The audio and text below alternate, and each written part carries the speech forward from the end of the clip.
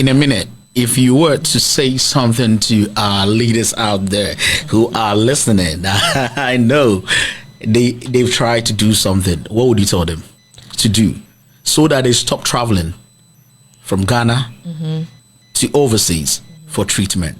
I mean, I think the way that we should think about it is like, if it's you, if it's your sister, your brother, whatever, whoever, someone that you love, who's in need of care, what kind of care would you want them to have? You know, you want them to have the best care, so that should be available to everybody, not just people who have the means to be able to travel abroad and get that care. And it's not easy. It's not something that can be done overnight, but I think it's important to set that goal and to set that standard. This is where we want to be at this time, and then put the work in to get there. Yeah. Which is very possible. Yeah. Okay, so kakra anope me mo akwaba eba Coda Radio so jaisu na sorry na wotie no na me ahofe na ote studio hanom no o ye broni o ye Ghana ni broni inti Ghana ni broni me pacho MD Dr. Leticia Jomo me pacho mo akwaba eba jaisu na sorry eso. Okay, let me speak English. I welcome you to Jaisu Nasr. Stop crying and laugh. Thank you. On Coda Radio. Thank you very much for having me. Some catch it. Someone. All right. And then you said Miss the by force. May confirm your American English number. So it's good to have you here. How long have you been in Ghana since you got back from America? Oh, I've been in Ghana for about 6 weeks. For 6 weeks. 6 weeks. Have you enjoyed your stay here? I have loved it. Enjoyed every moment of it. When was the last time you visited? 12 years ago. You don't mean it. Don't say. 2010. Yeah. So it's been a long overdue visit. Yeah. Over a decade? Over a decade. Mm-hmm. Wow. It's been a long time. Wow. It's good to have you back. Thank you. Do you miss home? Definitely. Like when you were there, you really missed home, right? Yeah. Like I've been trying to come back for a long time. But with schooling and everything, you don't have a lot of breaks, like long breaks, maybe 1 or 2 weeks at a time. Okay. And I never thought that was long enough to come back into, like when I got this period of time between for a break, and I was like, okay, I have to go back. So fortunately, I was able to be here and be here for a longer. All right. And so in our, in our culture, I have to say akwaba. A proper way, akwaba to Waukrum. Welcome to Ghana. So when we say MD Dr. Leticia Jomo, please, who is this beautiful lady? Well, I was born in Kumasi. Okay. I lived in Kumasi till I was 9, and then my dad had moved to the U.S. And so when I was 9 years old, he arranged for my mother and me to also, and my brother, to join him in the U.S. in New York. So we've been based in New York since then. So after leaving here at 9, I did the rest of my education in the U.S. and pursued medicine, finished my medical residency, and now I'm about to start working when I go back. So I have a break now, and so that's why I'm here. Oh, wow, that's nice. And I learned when you came, you went to Confanoche, where you first touched. Yes, that's where I landed. When you came on Earth, that is the first place that you touched, and you went there to do some work there. Is it internship? Oh. Yeah, so I had been meaning to do like an elective program with Confanoche while I was in my training, but because of COVID, the regulations were really tight, and so they couldn't. The processes just wouldn't allow me to come. So when I came, it was more to kind of see how things are being done. My dream is to one day work in both the U.S. and in Ghana. Okay. So to start kind of forming those relationships and seeing how things are done and how I can fit in. So when I reached out to Confanoche, they were very, very encouraging and helped me arrange to be able to come and join them and see how they work and participate in some patient care. That's good. All right, so I'll ask you that if you were to describe yourself in 3 words, what would be what would they be and why? In 3 words.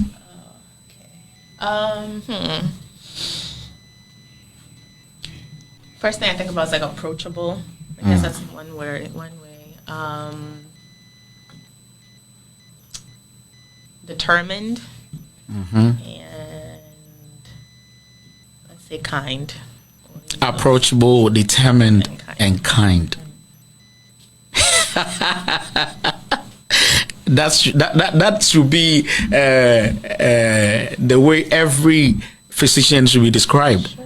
Because if you're not approachable, then why did you choose that profession? Because that profession comes with that passion for people to be able to come closer to you and know that. And so it is already okay. I wouldn't talk much about that.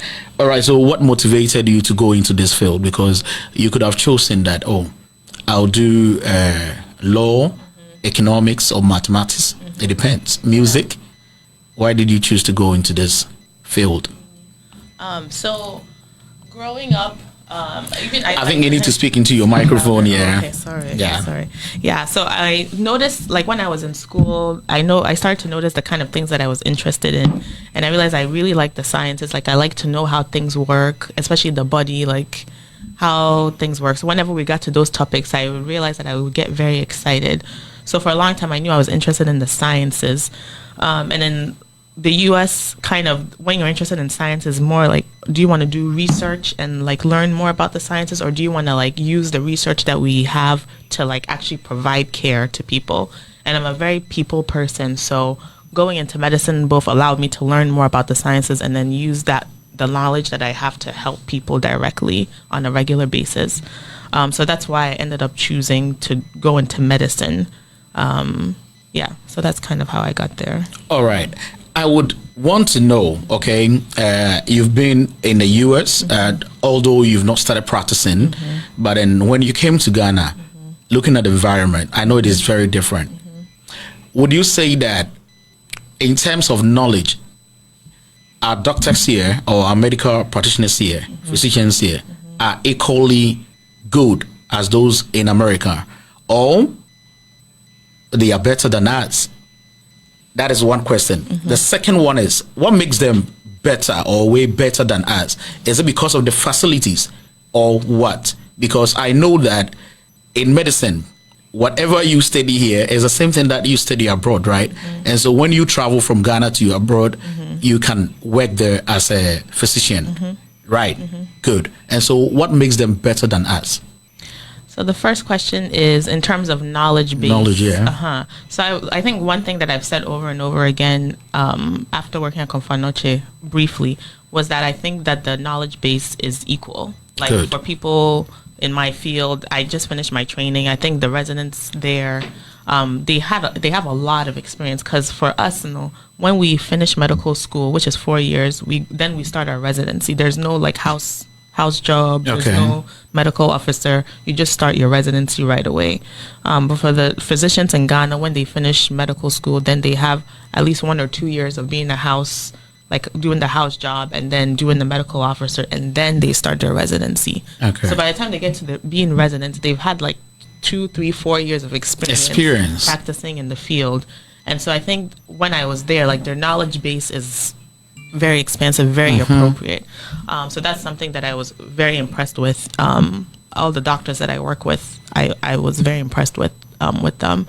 I think the difference comes in with the resources and the tools and things to be able to push that further, and availability of those tools. Like if I think this is wrong with this patient, the next thing I'll do is maybe order this test or do this diagnostic test to like show myself, oh, okay, this is what's wrong with them, and then I can start my treatment.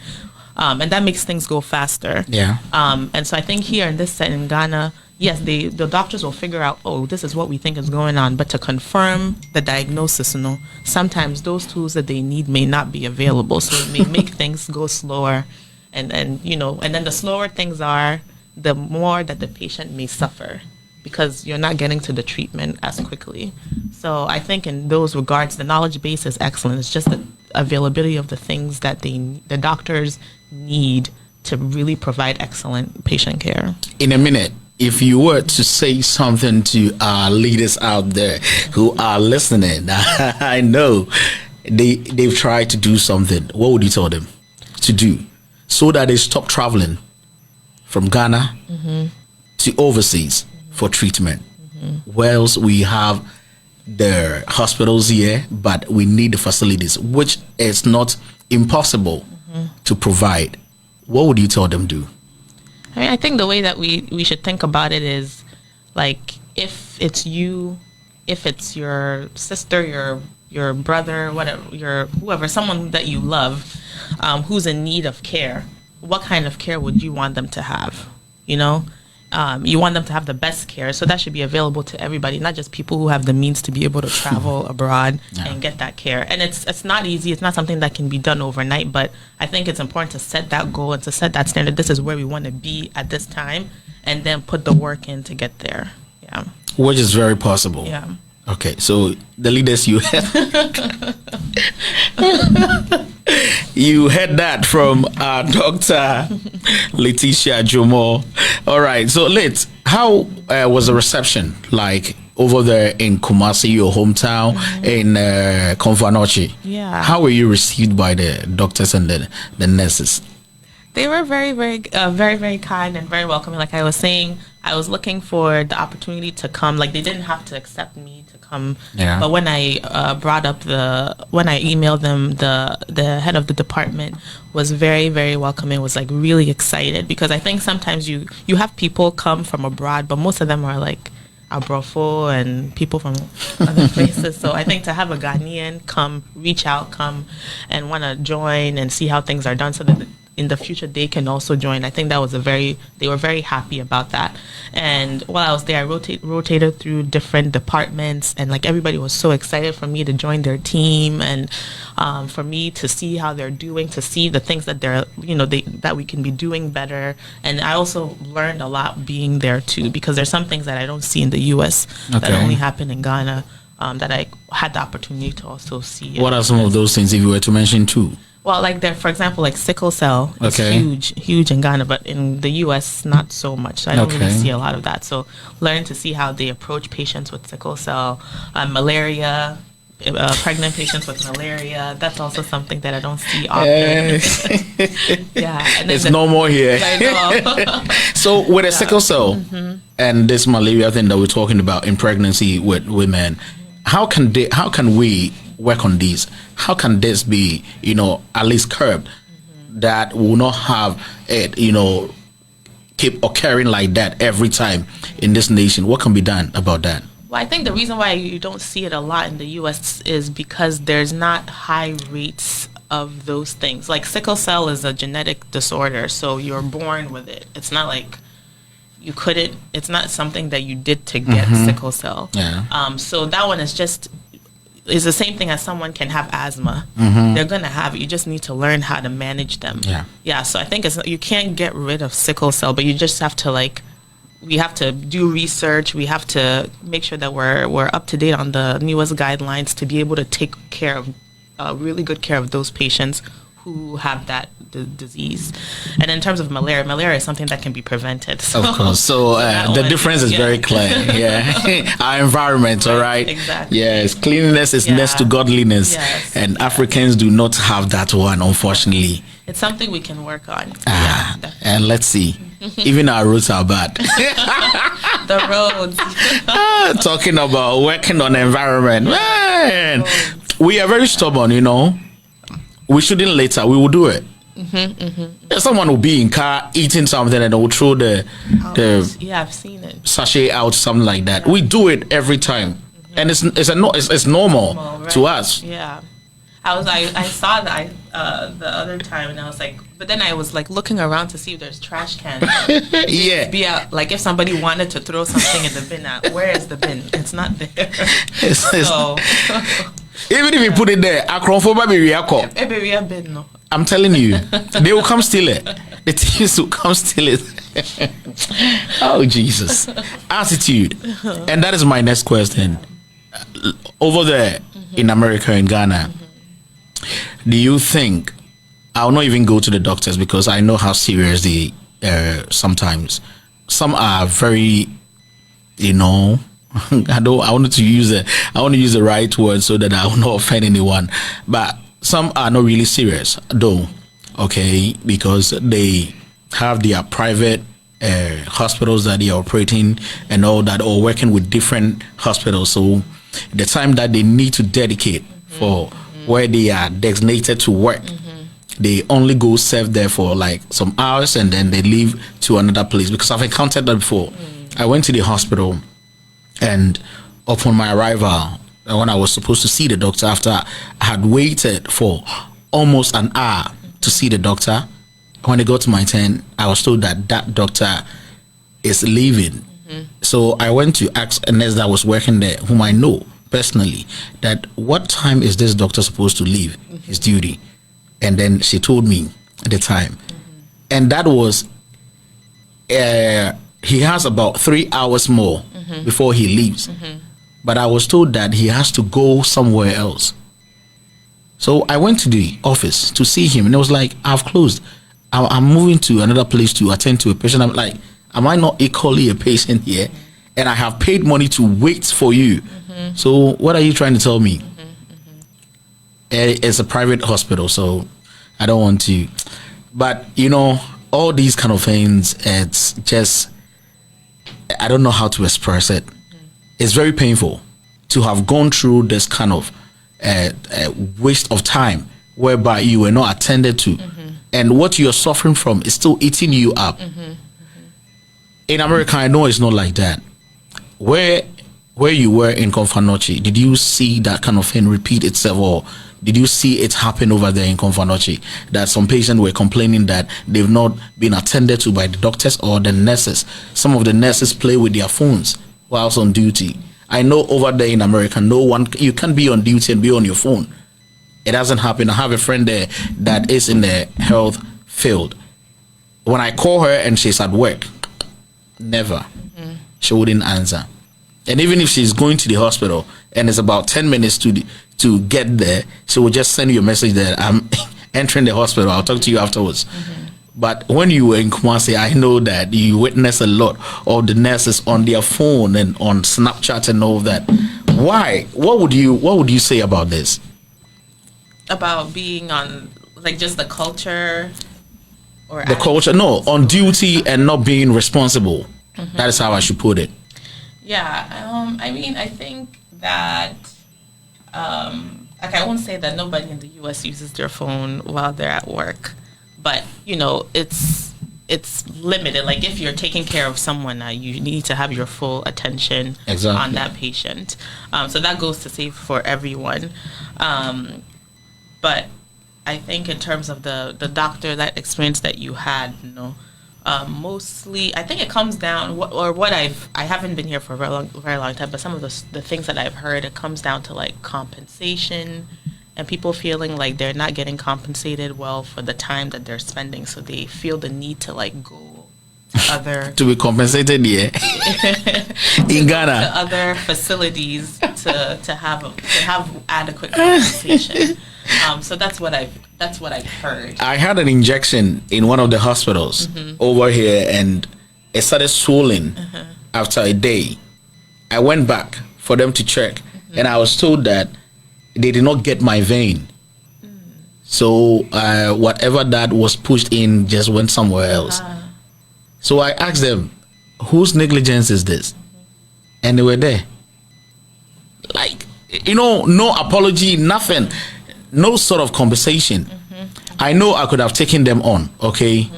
And in Ghana here, when you do that, I'm not undermining any I don't want to get into trouble. I'm not saying that our court systems are not working well, but honestly, it might be a waste of time and money when you want to take them on. Do that process. Yes. I know over there in America, it's very easy to do that and you'll be well compensated. But here, it doesn't happen. With this kind of experience, you know, most people do not go to the hospital when they are ill. They prefer to go to the pharmacy or the drugstores to get first aid there, and even resort there. They don't even want to go to the hospital again. Do self-medication. Do you think this is right? And whose fault is this? Like in terms of people not feeling comfortable going to the hospital? Yes, because they might not be well attended to. Okay, that is one. And two, they think that, okay, if it is migraine or headache, when I go to the pharmacy or the drugstore, I can get a painkiller to relieve the pain. So why should I waste my time to go to the hospital? Which I know it is not a healthy practice.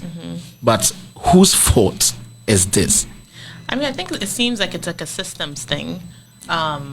One thing that I've seen, like maybe one or two of these, but there's these facilities called urgent cares, which is like a step down emergency room. Or in Ghana? Yeah, I think I've seen one on a road somewhere. There may be more. Okay. But it's not it's not an emergency room that's attached to a hospital. It's like a standalone clinic that you can go to for emergencies that aren't like life-threatening. Like, I've had this headache, it's not going away, I've been taking this medicine, I don't want to wait in a long line in the emergency room, so I'll go to this urgent clinic where there'll be a doctor there. I can tell them, and if they say, oh, I think so, to continue taking the paracetamol, I think you'll be fine now. Now, why? Or if they think it's serious, you need to actually go to the hospital. So that's usually one thing that I know in the U.S. that we use to kind of bypass waiting in the long lines in the ED if you can't go to see your doctor right away. So maybe things like that, where you have these kind of intermediate healthcare provisional settings that people can go to for quicker assistance or quicker guidance to help them realize, hey, is this serious or not? There's not many here in Ghana. But would you advise a person going to the pharmacy to get self-medication? I mean, I think if it's not, like for me, if I get a headache, I'll try something at home.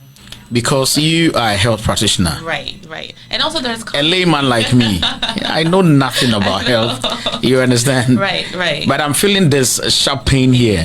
And so I feel like going to the pharmacy is right. Just to purchase some drug and then relieve the pain. I mean, I think if it's something that you felt before... okay, this has happened to me before. The last time I did this and it worked. Okay, let me try that. But as soon as you realize that it's very different from anything you've ever felt, you just don't feel right tonight, I would recommend seeking medical care. All right, good. Sitting there. Yeah. Okay, so now let's jump to when you went to Kwame Adukrom. Okay. Kwame Adukrom, is that the place that you're really from? That is my father's village that he's okay. My dad is from Abri, and so his dad founded this village called Kwame Adu with his brothers and family, and so he started his family there. So that's where my dad grew up, my aunts, everyone grew up. So that's kind of our village. Yeah. All right. So when you went there to visit, I learned you did some free health screening. What was it really about? Yeah, so my dad is currently the caretaker of the village since my grandfather is passed. And she will say Abusupeni. And what friend are they? Odikro. Oh, okay. So he's a chief. All right. Yes. That's cool. Yeah. So I was like, when I came to Ghana, I definitely have to go visit because when I was younger and my grandfather was still alive, we would go there for Christmases and things. So I have like faint memories of being there. And now that my dad is the chief, when I was going to visit, I was like, we talked. We were like, I just can't come and just hang out. Yeah. When I come, I should do. They need to have a feel of what you have acquired, the knowledge that you have acquired. Exactly. All right. Yeah. So you attended to. I think I saw old aged people, only the old age people, right? No, it was basically open to everybody. It was open to everyone. Yeah. Oh, okay. So the Kwame Adu. And then some of the other towns that are close by as well also came around. Yeah, I think you had a large number of people. Yeah. How many people came? I think we counted about 140 people. Wow. Yeah. Wow. That would be stressful. It was a whole day event. So with these people, what are some of the things that you realized that they were going through and needed some medical assistance as soon as possible? The most common things were, it was a screening. So we did blood pressures, we did finger stick glucose checks, and then also just like kind of general education and wellness and counseling. I think the most common thing was high blood pressure. I would say maybe about 50% or more of the people that I saw had elevated blood pressure. Some of them knew that they had hypertension before, and some of them didn't. And so that was like the biggest thing. So I ended up doing a lot of education and counseling about, changes in diet and exercise and things that you can do to help curb that elevated blood pressure. And then some people that already knew that they had high blood pressure, they weren't taking their medicines because they didn't have money. They'd run out of the medicines, and they didn't have money to buy more. That is very common here in Ghana. Mostly a lot of people, after visiting the hospitals, they don't, after the diagnosis, being diagnosed of this disease or whatever ailment it is, they don't have the money to continue on treatment, and so they go home mostly. But I think I don't know, you might have a project that you would like to embark on. What do you think, going back to the US, you would like to work on so that people like this, less privileged people who are going through these health crisis, would get treatment and then be well? Yeah, that's something that I've been thinking about, and I haven't come up with like a solution yet. But what's great about where Kwame Adu is located is that there's a hospital, New Adubiase Hospital, and some of their nurses actually came to do to help me with the screening. So thankfully, there's a healthcare facility that's close by. They have a hypertension clinic. So people who are on medication, they come there every so often, make sure that their medicines are working and everything. So it's good to have that partnership with that hospital. We also have a plan to build like a small clinic in the village where we'll have like blood pressure cuffs and things available so that people can go get their blood pressure checked regularly and in the town as well. And in terms of medications, I guess linking up with organizations that provide lower price or even free medications, so that the people who can't afford it can still be able to take medicines. Because a lot of these diseases can kill you, but it doesn't have to kill you if you're treated properly. So, okay. Exactly, that's true. All right, so let me read some comments here on Facebook. Your friends might be there. Kwame Ayensu, excellent job, Dr. Letitia. Who is that? And then I have Cal Media here. New Year, I was directed by RGM Wonder Boy. Hey, Cal, don't go anywhere, okay? Wonder Boy is my second guest, so don't go anywhere. Right after Dr. Letitia, I'm going for Wonder Boy, so just sit and stay, don't go anywhere.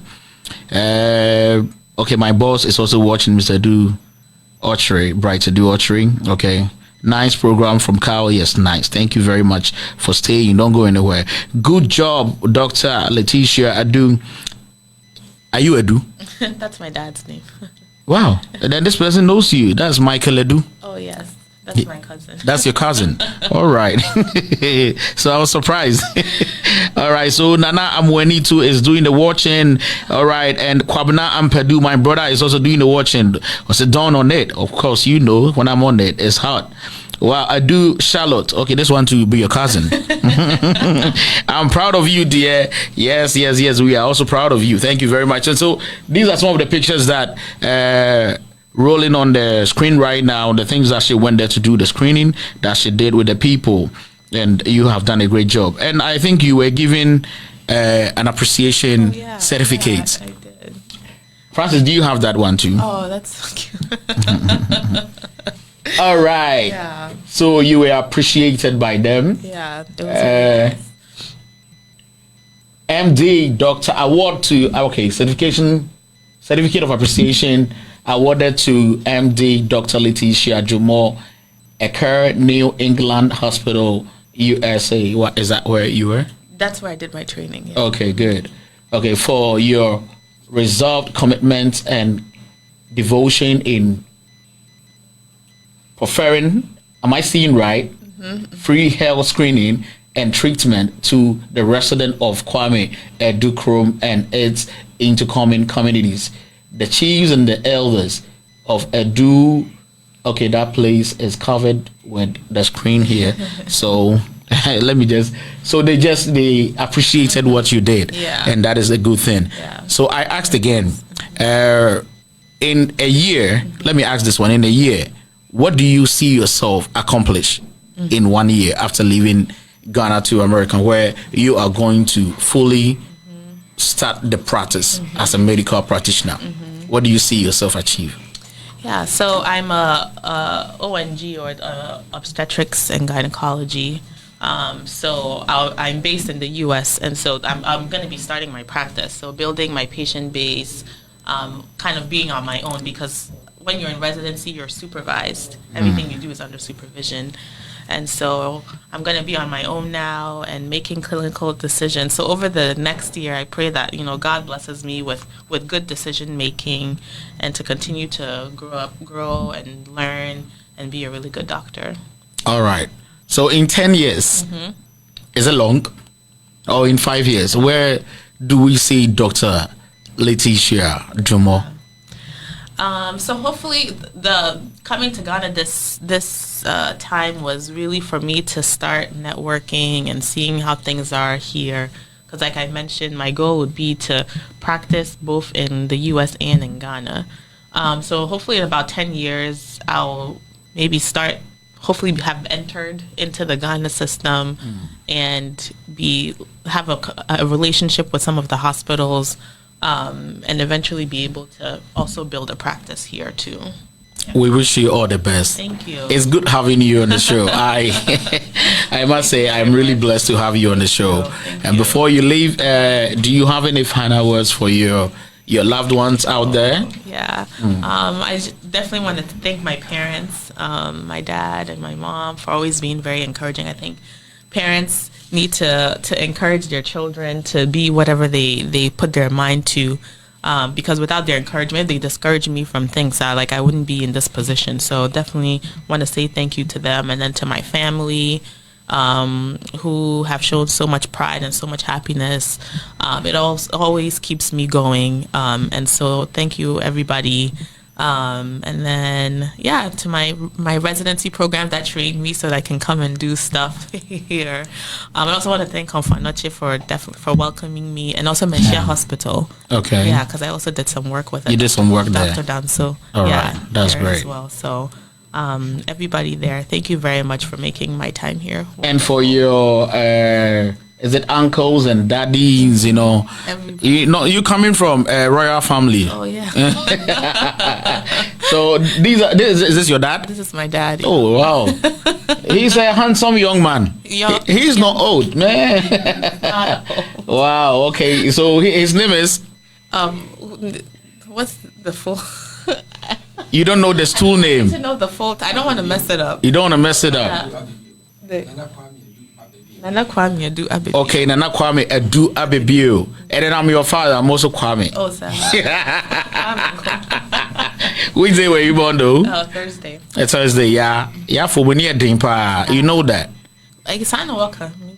When you're doing. Many a day kakra, but not like. And you're kakra when you're doing. All right, great. It's good to have you. What did you come with family? With some of your sisters and all that? Because this one looks like you. My cousins, yeah. Those are my cousins. They live here. They live in the U.S. They live in the U.S. Yeah, they don't have the Ghanaian face. But they're Ghanaians. Oh yeah, I know that, right? Yeah. Okay, so cool. When are you leaving? Next week. Oh, okay. Yeah. All right. Then we should chill before you go, though. Yeah. All right, great. So thank you so much for passing through. Thank you for having me. I look forward to having you again next time. Awesome. All right. I might join you there. Yeah. Thank you so much. All right, so